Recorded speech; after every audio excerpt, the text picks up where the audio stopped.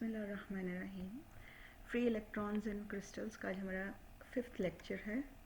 Free electron model के सिलसिले में हम कुछ टर्म्स और कुछ चीज़ें डिस्कस कर रहे हैं, जिसमें हमने 1 dimensional well, 3 dimensional potential well, density of states, Drude Lorentz model, ये सब चीज़ें डिस्कस की।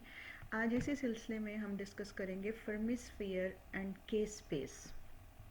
ये बहुत इम्पॉर्टेंट दोनों टर्म्स हैं। फर्मी स्फीयर का कॉन्सेप्ट बार बार आएगा और के स्पेस में फर्मी स्फीयर कैसे बनता है और यहाँ एनर्जी लेवल्स के लिए ये कैसे बनता है, ये आज हम डिस्कस करेंगे। सबसे पहले तो ये है कि distribution of energy states in K space. As we know that energy corresponding to free electrons moving inside a 3-dimensional potential well of length a is, ये हमने लास्ट लेक्चर में डिस्कस किया था कि जो एनर्जी स्टेट्स हैं, अगर एक इलेक्ट्रॉन फ्री इलेक्ट्रॉन 3-डायमेंशनल पोटेंशियल वेल में मूव करता है तो उसकी एनर्जी जो है वो डिस्क्रीट एनर्जी लेवल्स उस पोटेंशियल वेल में एग्जिस्ट करते हैं, और उन लेवल्स की जो एनर्जी होती है वो होती है n square h square over 8m a square, जिसमें n स्क्वायर जो है वो nx square plus ny square plus nz square है। और उसी इलेक्ट्रॉन का जो वेव फंक्शन है वो किस तरह से लिखा जाता है, square root of 2 over a cube a sine nx pi x over a sine ny pi y over a sine nz pi z over a। The above equation of wave function represents a standing wave type solution, यानी ये जो wave function है ये एक standing wave को जाहिर कर रहा है, जिसकी nodes हैं जिनको आप n से denote करते हैं, और ये standing wave जो है, ये standing waves जो हैं with different nodes, ये inside the potential well बनती हैं।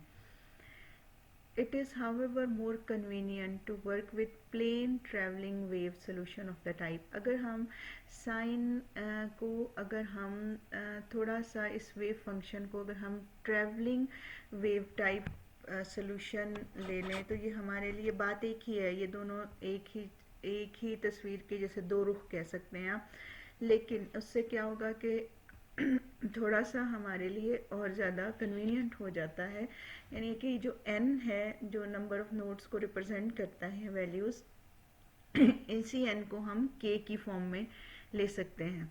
जैसे कि अगर हम वेव फंक्शन को लिख लें psi k r equals to a e raise to power iota k dot r, तो ये एक ट्रेवलिंग वेव होगी, equals to a e raise to power iota k x x plus k y y plus k z ji, where के square, इसमें के square क्या है 2m e k और h कट स्केयर। ये हमने 3-डायमेंशनल पोटेंशियल वेल में जो k की वैल्यू सपोज की थी या k को हमने लिया था वो यही वैल्यू ली थी 2m e k और h कट स्केयर। इसका मतलब है k की वैल्यू किस पे डिपेंड कर रही है, एनर्जी e k पे डिपेंड कर रही है।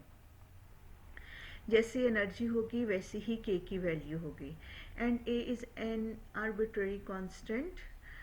Such wave functions must satisfy the boundary conditions, periodic boundary conditions। इसमें ये पॉइंट बहुत अहम है कि अगर हमें इस तरह के वेव फंक्शन लेने हों तो इस तरह के वेव फंक्शन जो हैं वो periodic conditions पे अप्लाई होते हैं, यानी अगर बाउंड्री कंडीशंस जो हैं वो periodic हैं तो तभी ये वेव फंक्शंस अप्लाई हो सकते हैं।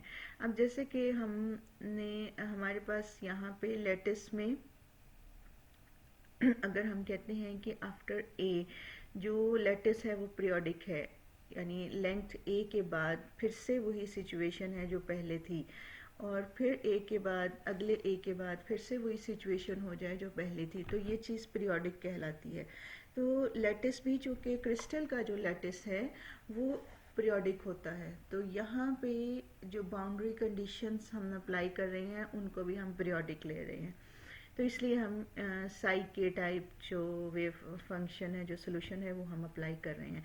अब पीरियोडिक अगर एक्स एक्सिस के अलॉन्ग कोई फंक्शन पीरियोडिक है तो उसका क्या मतलब है, ये देखें psi X Y ji is equals to psi x plus A Y Z, यानी जैसा फंक्शन साई x की जिस वैल्यू पे है और तो उसमें अगर उसी वैल्यू में अगर a वैल्यू ऐड कर लें तो उस नेक्स्ट पॉइंट आ जाएगा, उस नेक्स्ट पॉइंट पे भी साई जो है वो वैसा ही होगा। इसको कहते हैं पीरियोडिक होना। अगर हम y में इसी तरह ये फंक्शन अगर x में पीरियोडिक है तो y में भी पीरियोडिक होगा और z में भी पीरियोडिक होगा। y का हम कैसे लिखेंगे, psi k x Y ji is equals to psi k x y plus a z, और इसी तरह जो z के लिए पीरियोडिक फंक्शन होगा उसको हम कैसे लिखेंगे, psi k x Y z equals to psi k x Y z plus a. ठीक है, तो ये पीरियोडिक फंक्शंस, वेव फंक्शंस जो हैं लैटिस के अंदर क्या है फॉर इलेक्ट्रॉन्स, ये वेव फंक्शंस क्या हैं, पीरियोडिक हैं। The application of periodic boundary condition to the wave function yields, जब हम वेव फंक्शन को पीरियोडिक लेते हैं तो फिर उस वेव फंक्शन के लिए इस कंडीशन को सेटिस्फाई करना मस्ट हो जाता है। यानी कोई भी वेव फंक्शन पीरियोडिक होता ही उस वक्त है कि अगर वो, जैसे ये वेव फंक्शंस जो हैं ये a में पीरियोडिक हैं, एक यानी पीरियड जो है वो, पीरियड की जो लेंथ है वो a है। तो आप इसको देखें, ई रेस्ट पर iota k x a equals to 1, e raised पर iota k y a equals to 1, e raised पर iota k z A equals to 1। ये ए के लिहाज से अगर पीरियोडिक हैं तो फिर ये कंडीशंस भी मस्ट सेटिस्फाई होनी चाहिए। अब इन कंडीशन के अकॉर्डिंग अगर हम ये फर्स्ट कंडीशन ई रेस्ट पर iota k x a equals to 1 इसको सॉल्व करें तो हमारे पास यहाँ से के एक्स की वैल्यू आ जाती है, और के एक्स की वैल्यू या ज़ीरो होगी, यानी अगर आप के एक्स की वैल्यू ज़ीरो रखें तो ई रेस्ट पर ज़ीरो इक्वल्स टू 1 होगा, सही हो गया। अगर आप के की वैल्यू जो है वो 2 पाई ओवर ए रखें, टू पाई ओवर ए रखें, तो भी इवन फंक्शंस जितने होंगे, इवन वैल्यूज़ के लिए के की वैल्यूज़ अगर इवन होंगी तो आपके पास क्या होगा कि ये वैल्यू इक्वल्स टू 1 आएगी। ऑड वैल्यूज़ के लिए ये वैल्यू जो है ये 1 नहीं आएगी, याद रखें ये -1 में आ जाएगी ऑड फंक्शंस के लिए, ऑड वैल्यूज़ ऑफ के के लिए। इवन वैल्यूज़ ऑफ के के लिए ये वैल्यूज़ जो है ना ये 1 आएंगी। जैसे तो हम लिख सकते हैं कि के की वैल्यू या ज़ीरो हो या फिर 2 प्लस माइनस, यहाँ पे एक टर्म मिस हो गई जो कि आनी है 2 pi plus minus 2 pi over A.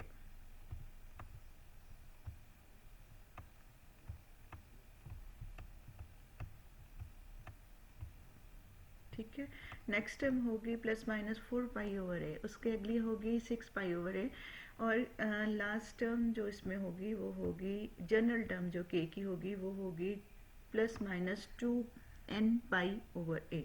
ठीक है, similar results are also obtained for K Y and K Z. तो ये के की वैल्यूज होने चाहिए। के बेसिकली क्या होता है कि एक मोमेंटम वेक्टर है, जैसे वेव वेक्टर आप इसको कहते हैं, और ये 1950s में अमेरिकन सोसाइटी ने के को कहा था कि ये के का यूनिट केसर लिया था आफ्टर अ साइंटिस्ट, और 1 के इज इक्वल्स टू 1 बाय पर सेंटीमीटर, यानी 1 के इज इक्वल्स टू पर सेंटीमीटर होता है। इसका यूनिट जो है वो सेंटीमीटर में अगर देखा जाए तो इट इज़ इक्वल्स टू पर सेंटीमीटर।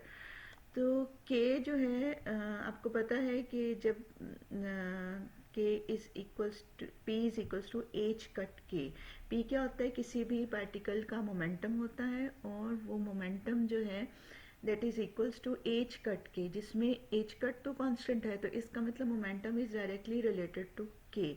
जैसी के वैल्यू होगी वैसा ही मोमेंटम होगा। तो हम ये कह सकते हैं कि इसको ज़्यादातर हम के को मोमेंटम की शक्ल में भी कहते हैं। हम इसको कहते हैं कि ये एक मोमेंटम वेक्टर है। तो एनर्जी और के का रिलेशनशिप क्या है, बेसिकली एनर्जी और के जो है इससे हम ये लेते हैं कि पार्टिकल के एनर्जी और मोमेंटम का क्या ताल्लुक है। पार्टिकल के एनर्जी और मोमेंटम का जो ताल्लुक है वो हमें शो करना होता है जब हम के की बात करते हैं। This implies that any component of K is of the form 2n pi over a. कोई भी K का जो कंपोनेंट है वो 2n पाई ओवर a की फॉर्म का होगा, इसी शक्ल का होगा, where n is positive or negative integers. These three components of K also form the quantum numbers with spin direction. ठीक है, K की जो वैल्यूज़ हैं ये क्वांटम नंबर्स को जाहिर करती हैं और साथ में स्पिन हो तो एक पूरी क्वांटम स्टेट इलेक्ट्रॉन की जाहिर हो जाएगी. Thus, the state of an electron is specified completely by a set of 4 quantum numbers kx, ky, kz and ms. जिससे मिसाल के तौर पे कोई क्वांटम स्टेट है साई और हम उसको लिख रहे हैं साई 1, 1, 2. तो इसका मतलब उसमें kx की वैल्यू है 1, ky की वैल्यू है 1, kz की वैल्यू है 2 और साथ में वो डबल ई डी जनरेट होगी. वो क्यों डबल ई डी जनरेट होगी? क्योंकि साथ में आपने एम एस वैल्यू शामिल कर दी है और एम एस की आपको पता है स्पिन की दो वैल्यूज़ होती हैं, plus half and minus half. तो एक क्वांटम स्टेट जो है वो कैसे लिखी जाएगी? 1, 1, 2 और साथ में प्लस हाफ, और दूसरी कैसे लिखी जाएगी? 1, 1, 2 माइनस हाफ. तो इस तरह से जो के एक्स, के वाई, के जी की वैल्यू और एम एस की वैल्यू क्वांटम स्टेट्स को, किसी इलेक्ट्रॉन की क्वांटम स्टेट्स को जाहिर करती हैं. The allowed eigenvalues of the state और ऑर्बिटल्स. अच्छा, स्टेट को हम ऑर्बिटल भी कह सकते हैं, एनर्जी स्टेट को एनर्जी ऑर्बिटल भी कह सकते हैं. The allowed eigenvalues of the state और orbital with wave vector K R. अब एनर्जी क्या होगी इन अलाउड ऑर्बिटल्स की? E K equals to H cut square K square over 2m, H cut square over 2m, के x square plus k Y square plus k जी square. मतलब जैसे हम इसको n की सूरत में ले रहे थे, अब हम केज की फॉर्म में लेंगे. Where magnitude of wave vector is related to वेव लेंथ एज. के का जो मैग्नीट्यूड है वो इलेक्ट्रॉन की वेव की वेव लेंथ के साथ भी रिलेटेड होता है. K is equals to 2 pi over lambda.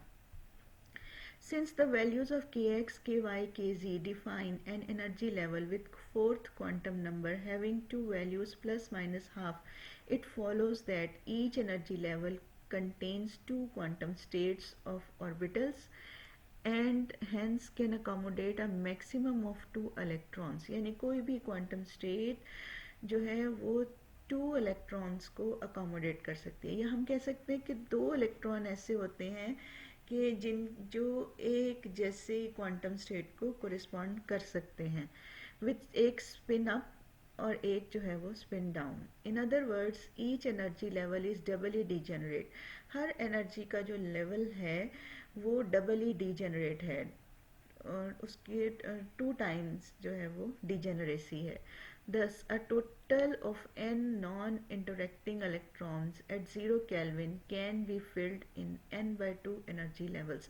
यानी मिसाल के तौर पे अगर आपके पास 10 इलेक्ट्रॉन्स हैं 0 केल्विन पे, 10 नॉन इंटरेक्टिंग इलेक्ट्रॉन्स हैं और आपने उनको फिल करना है या डिस्ट्रीब्यूट करना है, आपके पास अवेलेबल एनर्जी स्टेट्स हैं, तो कितनी एनर्जी स्टेट्स में वो अकोमोडेट होंगे? अगर आपके पास टोटल नंबर ऑफ इलेक्ट्रॉन्स 10 हैं तो दो हर एक लेवल जो है वो 2 अकोमोडेट कर सकता है मैक्सिमम. तो आप हर एनर्जी स्टेट में 2 इलेक्ट्रॉन्स को अकोमोडेट करते जाएं या डिस्ट्रीब्यूट करते जाएं तो 5 लेवल ऐसे होंगे जो फुली ऑक्यूपाइड होंगे और वो सारे सब के सब जो हैं वो इलेक्ट्रॉन्स को अकोमोडेट कर लेंगे. यानी अगर नंबर ऑफ इलेक्ट्रॉन्स n हैं तो एनर्जी स्टेट्स क्या होंगी? n by 2. The top most filled level, और उनमें से जो सबसे हाईएस्ट एनर्जी का लेवल होगा, जब सब फिलिंग कर लें तो जो टॉप मोस्ट फील्ड लेवल होगा डेफिनेटली वो n by 2 होगा and all the levels lying above it are empty. और उसके बाद के जितने लेवल्स होंगे वो एम्प्टी होंगे. This level is therefore Fermi level. इस लेवल को हम फर्मी लेवल कहेंगे. यानी top most filled energy level at 0 kelvin, that is called Fermi level. It divides the filled and empty levels at 0 kelvin. Fermi level वो energy level होता है जो कि फील्ड एनर्जी स्टेट्स को और एम्प्टी एनर्जी स्टेट्स को एक दूसरे से अलग करता है, यानी वो एक बाउंड्री बनाता है 0 केल्विन पे। और जो टेम्परेचर उस वक्त फर्मी लेवल की एनर्जी को कोरिस्पॉन्ड कर रहा होता है वो टेम्परेचर फर्मी टेम्परेचर कहलाता है, और जो एनर्जी उस वक्त उस लेवल की होती है उसको फर्मी एनर्जी कहते हैं। The distribution of electrons among energy levels present inside the box at 0 Kelvin is shown in the figure। इस फिगर में ये शो किया हुआ है, ये देखें आपके पास ये एक इमेजिनेशन है कि हमने लेवल्स बनाए हुए हैं। ये हॉरिजॉन्टल लाइंस जो हैं ये एनर्जी लेवल्स हैं, ठीक है। ये एनर्जीज के लेवल, ये सबसे नीचे वाली जो है बिल्कुल बेस वाली वो ज़ीरो ग्राउंड स्टेट एनर्जी है, या ग्राउंड स्टेट नहीं हम उसको कह सकते मिनिमम एनर्जी। उसके बाद जैसे जैसे जैसे जैसे हम ऊपर की तरफ जा रहे हैं तो एनर्जी की वैल्यूज़ जो हैं वो इंक्रीज़ कर रही हैं, ये यहाँ तक इंक्रीज़ की हैं इस लेवल तक। अगर अब ये एनर्जी के लेवल्स जो हैं, अगर हमारे पास इस वक्त इलेक्ट्रॉन्स n हैं तो आप देखें कि n बाय पहले फर्स्ट लेवल को 2 इलेक्ट्रॉन्स ने ऑक्यूपाई किया, नेक्स्ट लेवल को 2 इलेक्ट्रॉन्स ने, फिर नेक्स्ट लेवल को 2 इलेक्ट्रॉन्स ने, इस तरह ये टोटल n इलेक्ट्रॉन्स कितने लेवल्स में अकोमोडेट हो गए, n/2 लेवल्स में। तो n/2 लेवल्स में अगर एक एक इलेक्ट्रॉन एक लेवल पे अकोमोडेट होता तो क्या होता कि हमारे पास n ही इलेक्ट्रॉन्स होते और n ही लेवल्स होते, लेकिन एक लेवल चूंकि 2 इलेक्ट्रॉन्स को अकोमोडेट कर सकता है इसलिए तो फिर डिस्ट्रीब्यूशन जो होगी वो n/2 लेवल्स में n इलेक्ट्रॉन्स की हो जाएगी। तो ये जो टॉप मोस्ट लेवल है इसकी ये n/2 है, इसका ये लेवल जो है वो n/2 है, और इस टॉप लेवल की जो एनर्जी है वो EF यानी फर्मी एनर्जी कहलाती है। फर्मी एनर्जी से ऊपर की एनर्जी के लेवल्स भी हैं लेकिन वो क्या है, वो इस वक्त 0 केल्विन पे वो एम्प्टी हैं। Thus, unlike classical theory, the Sommerfeld's quantum theory does not allow the condensation of all the electrons into the state of zero energy even at absolute zero. These electrons are rather distributed among the discrete energy levels having energies ranging from 0 to EF। अब देखें classical theory के मुताबिक इन सब electrons को इकट्ठा होके यहाँ पे ज़ीरो लेवल पे इकट्ठा होके ढेर लग जाना चाहिए था या डिस्ट्रीब्यूट हो जाना चाहिए था।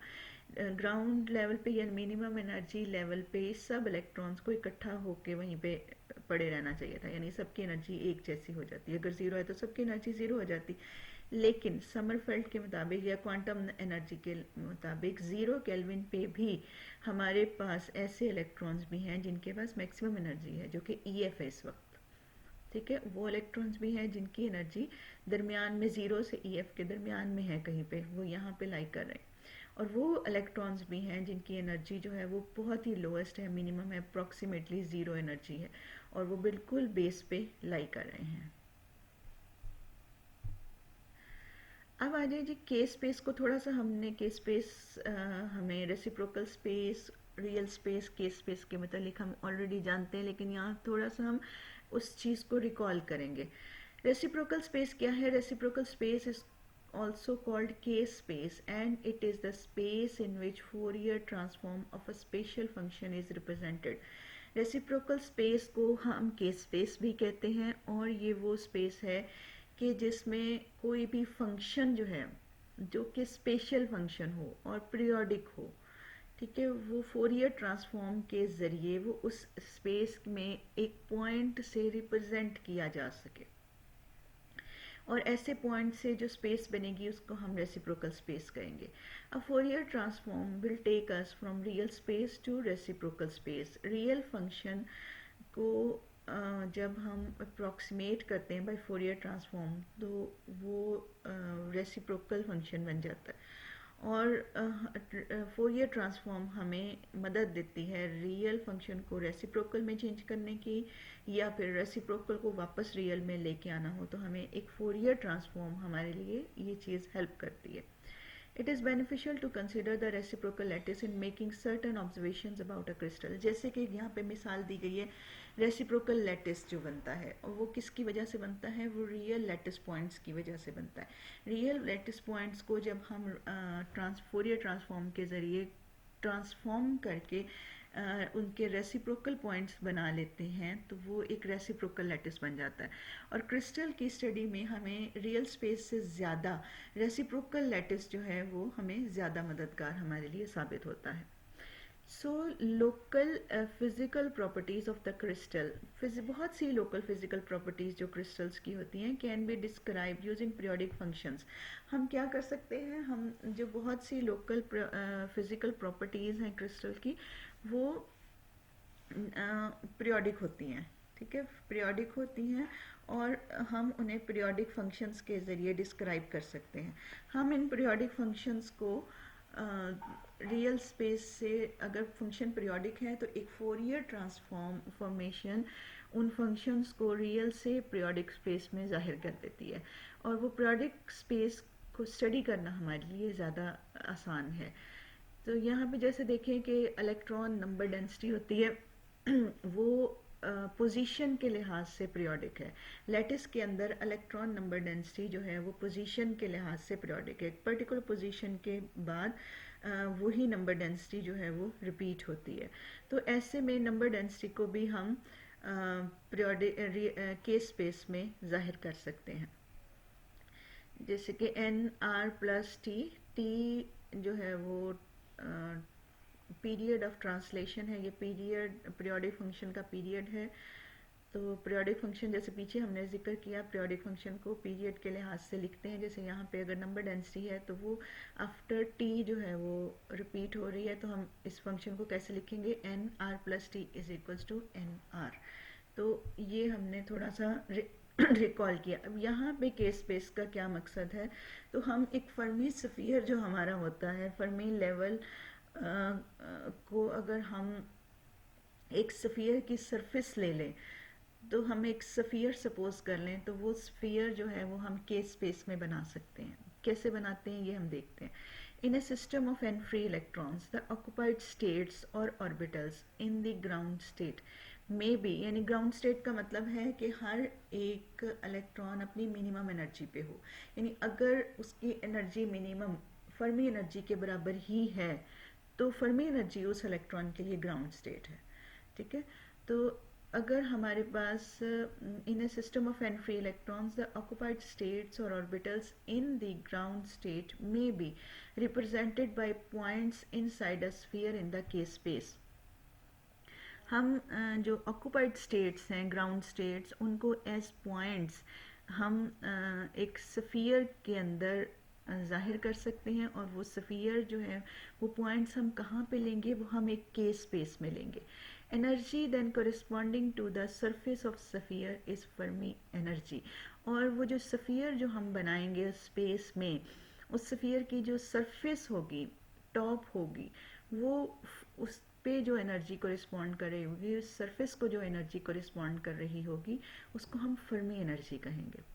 Let kf be the wave vector from origin to the k space, origin of the k space to the surface of the sphere। अब हम ये सपोज कर लेते हैं कि अगर एक k स्पेस है, उसमें ओरिजिन है, ओरिजिन से एक वेव वेक्टर स्टार्ट हो रहा है और वो एंड हो रहा है फर्मी स्फीयर पे, तो जाहिरी बात है कि उसकी लेंथ जो है वो क्या होगी, वो kf होगी। The Fermi energy can be written as, तो फिर हम फर्मी एनर्जी को कैसे लिख सकते हैं, H cut square K F square by 2m। Each value of K occupies a volume of 2 pi over A cube. अब अगर हमारे पास एक वन डायमेंशनल केस हो तो के स्पेस में आफ्टर अ फिक्स्ड, अगर पीरियड ए है, अगर रेपिटेशन का पीरियड, जैसे हमने यहाँ पे कहा कि वेव फंक्शन पीरियोडिक है इन पीरियड ए, तो हम अगर हमारे पास हम के स्पेस में वन डायमेंशन में जो भी फंक्शन रिपीट होता है उसको हम लेते हैं 2 पाई ओवर ए। अगर 2 डायमेंशनल है तो फिर हो जाएगा 2 पाई ओवर ए स्क्वायर। अगर फंक्शन जो है वो 3 डायमेंशन में पीरियोडिक है तो आपके पास जो है वो एक वॉल्यूम एलिमेंट आ जाएगा और वो उसका वॉल्यूम होगा 2 पाई ओवर ए होल क्यूब। तो हम कहेंगे कि ईच वैल्यू ऑफ के, जो फर्मी स्फीयर चूँकि 3 डायमेंशनल है तो उसके अंदर कोई भी एक पॉइंट है, फर्मी स्फीयर के अंदर अंदर कोई भी एक पॉइंट है तो वो पॉइंट जो है वो 2π/a³ वॉल्यूम ऑक्यूपाई करेगा. It is also observed that there is one allowed wave vector or one distinct triplet of quantum numbers which correspond to the volume element of K space. ये भी हम observe करते हैं कि सिर्फ एक किसी पर्टिकुलर वॉल्यूम को, किसी पर्टिकुलर पॉइंट को सिर्फ एक के वैल्यू जो है वो कोरिस्पॉन्ड करेगी, यानी एक के ट्रिपलेट जो है, ट्रिपलेट का मतलब कि एक्स के वाई के जी, तो एक पर्टिकुलर ट्रिपलेट जो है वो एक पर्टिकुलर पॉइंट जो के स्पेस में है उसको कोरिस्पॉन्ड करेगा. ये नहीं है कि 2 या 3 वॉल्यूम्स को एक ही के वैल्यू जो है वो डिनोट कर रही हो, ऐसा नहीं है. The sphere in K space having radius के F is called Fermi sphere. तो ये जो स्फीयर बनेगा जिसका रेडियस के एफ होगा उसको हम फर्मी स्फीयर कहेंगे. उसका वॉल्यूम होगा 4/3 kF³. Hence total number of electronic states और orbitals in this sphere can be counted as. इस स्फीयर के अंदर अंदर अब कितनी इलेक्ट्रॉनिक स्टेट्स या कितने ऑर्बिटल्स इलेक्ट्रॉन्स के लिए मौजूद हैं या कितनी एनर्जी स्टेट्स इलेक्ट्रॉन्स के लिए अलाउड हैं, उनको काउंट करने के लिए हम फार्मूला लगाएंगे number of electronic states equals to volume of the sphere divided by unit volume. ठीक है, वॉल्यूम ऑफ द स्फीयर, पूरे स्फीयर का वॉल्यूम और एक पॉइंट का वॉल्यूम, उसको डिवाइड कर देंगे और इस सब को 2 से मल्टीप्लाई कर देंगे. अब हमने ये 2 से क्यों मल्टीप्लाई किया, क्योंकि हमने इलेक्ट्रॉनिक स्टेट्स काउंट करनी है. तो जितने पॉइंट्स या जितने स्टेट्स आएंगे हर एक स्टेट जो है वो डबली डिजेनरेट है, यानी वो 2 इलेक्ट्रॉन्स को अकोमोडेट कर सकती है, इसलिए ये 2 का साथ में फैक्टर आया. If number of electronic state has been set equal to number of electrons n, अगर हम इलेक्ट्रॉनिक स्टेट्स का नंबर जो है वो इक्वल कर दें जितने इलेक्ट्रॉन्स हैं, तो फिर हमारे पास इस सारे फॉर्मूले में से अगर आप यानी electronic number of electronic states को हम कैपिटल N कह दें, मतलब ये है इसका. तो यहाँ पे N आ जाए, 2 multiply by volume of sphere कितना आ जाएगा, 4/3 पाई के एफ 4/3 पाई kF³ आ जाएगा. और यहाँ पे आ जाएगा 2π/a². तो इस सबको हम सिंप्लीफाई करके kF आ जाएगा 3π² एंड EF आ जाएगा h²/2m 3π²n/v1/3. ये आपके पास जो है ये kF और एनर्जी की वैल्यू आ गई. अब यहाँ से आप देखें कि ये हमने एक इमेजिनेशन ली है कि allowed wave vector states in K space form a lattice. अब जितने अलाउड के वैल्यूज थी स्पेस में वो एक लैटिस की तरह ही बना रही हैं. Spherical shell gives the number of allowed states at a specific radius k. अगर आपको किसी भी के वैल्यू के लिए अलाउड स्फीयर बनाना है तो आप उसको रेडियस के का बना सकते हैं और उसकी सरफेस पे, उस स्फीयर की सरफेस पे जितने पॉइंट्स आएंगे वो उस एनर्जी को कोरिस्पॉन्ड करेंगे, यानी वो उस एनर्जी के इलेक्ट्रॉनिक्स अवेलेबल स्टेट्स होंगी जिस एनर्जी की आप बात कर रहे हैं. तो यहाँ पे भी देखें, the surface of Fermi sphere represent the boundary between occupied and unoccupied K states at absolute zero for the free electron gas. अब यहाँ से हमने के की जो पीछे वैल्यू कैलकुलेट की थी के एफ की, वो यहाँ पे लगा के हम फर्मी एनर्जी कैलकुलेट कर रहे हैं और उसके बाद इन दोनों एनर्जी की वैल्यूज से हम के एफ की वैल्यू कैलकुलेट करें. के एफ इजिकल्स टू 3π²n/v1/3 से जाहिर होता है कि जो के एफ है यानी फर्मी वेक्टर के एफ है वो मैस पे डिपेंड नहीं, यानी मोमेंटम कह सकते हैं कि it is not dependent on mass m of the electron, it is only depend on the concentration of electrons, n/v यानी concentration of the electrons. जबकि एनर्जी जो है वो मैस पे डिपेंड करती है, इलेक्ट्रॉन के मैस पे एनर्जी जो है वो डिपेंड कर रही है. अब एक लास्ट में एक टेबल सा बना है, इसमें हम फर्मी वेव वेक्टर की वैल्यू देख रहे हैं, फर्मी मोमेंटम की वैल्यू देख रहे हैं, फर्मी एनर्जी की, फर्मी वेलोसिटी और फर्मी टेम्परेचर, ये सब की जो है हमने फार्मूलाज देख रहे हैं और इनके अप्रॉक्सीमेट जिस रेंज में इनकी वैल्यूज़ इलेक्ट्रॉन्स के लिए एग्जिस्ट करती हैं वो ये वैल्यूज़ जो हैं ये साथ में लिखी हुई हैं.